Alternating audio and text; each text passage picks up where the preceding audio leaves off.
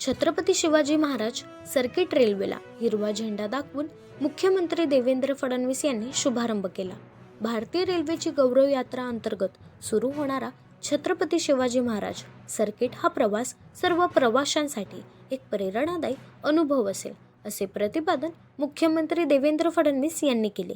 पर्यटकांना महाराष्ट्र राज्यातील पर्यटनाच्या दृष्टीने तयार करण्यात आलेली माहिती पत्रके वाटून माहिती देण्यात आली.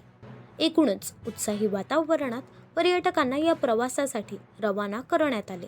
या 5 दिवसांच्या विशेष टूरमध्ये छत्रपती शिवाजी महाराज यांच्या जीवनाशी संबंधित महत्त्वाच्या ऐतिहासिक स्थळांना भेट, इतिहासावर आधारित कार्यक्रम आयोजित केले आहेत.